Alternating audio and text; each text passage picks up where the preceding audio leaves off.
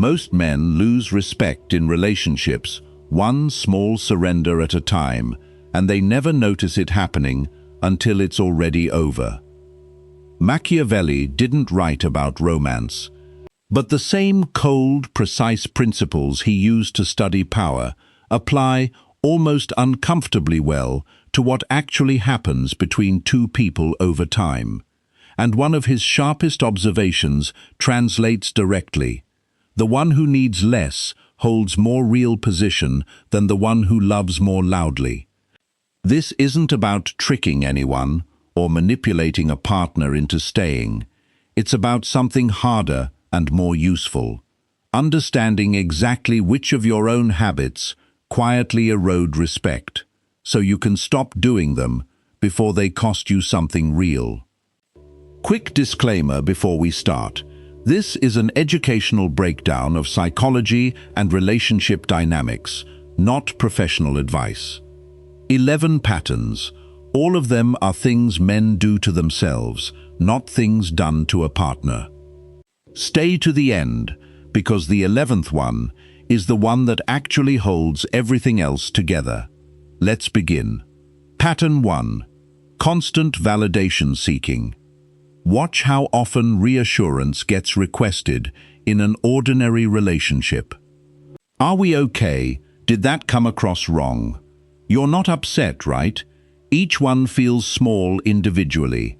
Together, they signal something specific, an internal state that depends entirely on another person's constant confirmation to feel stable. Machiavelli's rulers who survived longest weren't the ones constantly seeking validation from their court. They built internal steadiness first and let external approval be a pleasant addition rather than a requirement. The same principle applies here. Constant reassurance seeking doesn't build closeness. It slowly teaches the other person that your emotional state is now partially their responsibility to manage, and that responsibility, held long enough, becomes exhausting rather than flattering. The fix isn't withholding affection or playing games. It's building a baseline of self-approval sturdy enough that you're not asking your partner to constantly rebuild it for you. Pattern 2. Total predictability. There's a difference between being reliable and being entirely without rhythm of your own. A person with no independent life, no interests outside the relationship, no unpredictability at all in the ordinary, healthy sense, becomes something closer to a fixture than a partner, comfortable but no longer genuinely interesting to actively choose. This isn't an argument for manufactured mystery or deliberate distance. It's an argument for actually having a full life, friends, goals, interests, a rhythm that exists independently of the relationship. Machiavelli observed that rulers who depended entirely on being loved built power on something that could evaporate the moment it became inconvenient to maintain. The relationship equivalent is a person who's poured their entire identity into being available, leaving nothing independently theirs for a partner to actually be curious about. Pattern 3. Listening without actually understanding. Most men believe they're good listeners because they don't interrupt. Genuine understanding requires something further, reflecting back what's actually being felt, not just what's being said, and doing it accurately enough that the other person feels recognized rather than simply heard. This matters because surface-level listening produces surface-level connection. A partner who consistently feels understood at a deeper level tends to relax in ways that build real trust over time. A partner who only ever gets nodding and "that sounds hard" tends to quietly stop sharing the things that actually matter because the depth was never being met on the other end. Pattern 4. Losing your own stability when theirs shifts. A partner's mood shifts, distant one day, warm the next, without explanation. The instinct for a lot of men, is to chase clarity immediately. What happened? Did I do something? Are we okay? That chase, however well-intentioned, hands over emotional control of the moment entirely. Genuine stability looks different. Noticing the shift without panicking about it. Staying consistent rather than either matching the coldness or overcorrecting with excessive warmth. Machiavelli's insight about fear and love applies here in a modified form. A person whose sense of self can be knocked over by someone else's temporary mood has built their stability on something that was never actually theirs to control in the first place. Pattern 5. Matching chaos with chaos. Conflict reveals more about a relationship than calm ever does. When emotions run high, an argument, real stress, genuine frustration, the instinct to match that intensity, to raise your voice because theirs is raised, to escalate because de-escalating feels like losing, is one of the most reliable ways to damage trust in a single moment. Real steadiness during conflict means slowing down, not shutting down, saying less, not saying nothing, holding a boundary calmly rather than either collapsing into agreement just to end the discomfort or exploding into a bigger conflict than the moment actually required. A partner's nervous system, consciously or not, is testing something in these moments. Can this person stay steady when I can't? That answer shapes trust more than almost anything else in the relationship. Pattern 6. Confusing status with volume. Real presence in a room has almost nothing to do with being the loudest person in it. It's carried in posture, in how someone responds to being interrupted, in whether they need to prove something in every interaction or can simply exist without performing. Machiavelli's observation about appearance and substance applies directly. Genuine composure reads as strength. Performed toughness, the nervous laugh when talked over, or the overcorrection into aggression, reads as exactly what it is: insecurity wearing a different costume. Quiet, consistent self-respect is far more magnetic than volume, and it's also far harder to fake convincingly over time. Pattern 7.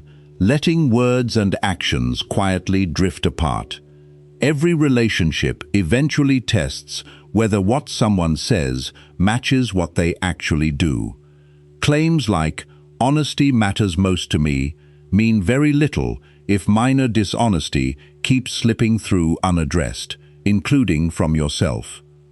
This isn't about confronting a partner over every inconsistency.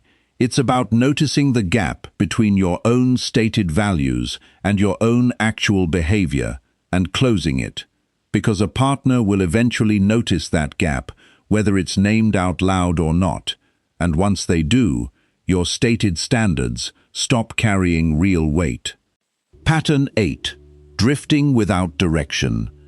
A person with no clear sense of their own direction, constantly needing outside input to make basic decisions, changing positions depending on who's in the room, puts an exhausting, invisible weight on a partner who ends up carrying navigational responsibility that was never theirs to hold. Genuine direction doesn't require having your entire life mapped out. It requires knowing roughly where you're headed and moving there with reasonable confidence rather than waiting for someone else's permission before every decision. That kind of grounded direction is attractive not because it dominates a partner's choices, but because it removes the exhausting job of steering someone else's life in addition to your own. Pattern 9. Confusing availability with value. There's a difference between being reliably present and being unconditionally available regardless of cost to yourself. A person who cancels their own plans instantly, every time, without a second thought, teaches their partner, unintentionally, that their own time carries very little weight. Keeping real commitments, real friendships, a real rhythm outside the relationship isn't coldness. It communicates, without ever needing to say it out loud, that being with this person is a choice being actively made, not a default with no alternative. That distinction matters more than most men realize until its absence has already done damage. Pattern 10. Letting boundaries stay theoretical. This is where a lot of otherwise solid relationships quietly fail. A real boundary gets crossed, a disrespectful comment disguised as a joke, a repeated pattern of dismissiveness, something genuinely unacceptable. And the response is either prolonged negotiation, trying to explain your way to being taken seriously, or an emotional explosion that gets walked back an hour later. Both responses communicate the same underlying thing. The boundary wasn't actually real. Machiavelli's core insight about consequences applies precisely here. A standard that bends every time it's tested isn't a standard. It's a suggestion, and suggestions don't earn lasting respect. The alternative isn't drama or ultimatums. It's calm, minimal, and followed through completely. Stating plainly what isn't acceptable once, without over-explaining or repeating it 5 times to make sure it landed, and then actually following through if it happens again, not to punish anyone. To maintain your own self-respect, regardless of the outcome. Pattern 11, the one that holds everything else together. This is the pattern underneath all 10 before it, and it's the one that determines whether any of the others are genuine or just performance. Integrity isn't what gets said in a difficult conversation. It's what happens when nobody's evaluating the performance at all. How you talk to yourself privately, how you actually handle frustration, whether your stated standards hold up when there's no audience to impress with them. A person can talk convincingly about boundaries while having none, can talk about emotional stability while being run entirely by anxiety underneath the surface. The gap between the performance and the reality is usually sensed long before it's consciously named by anyone on the receiving end of it.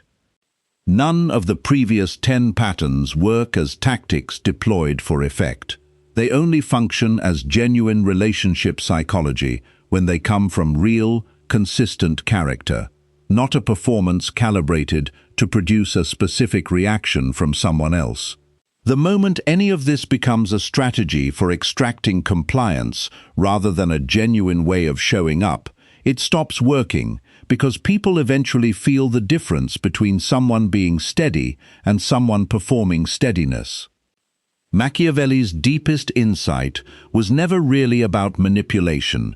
It was about honesty regarding how trust and respect actually get built, slowly, through consistent, demonstrated behavior, not through the right words said at the right moment.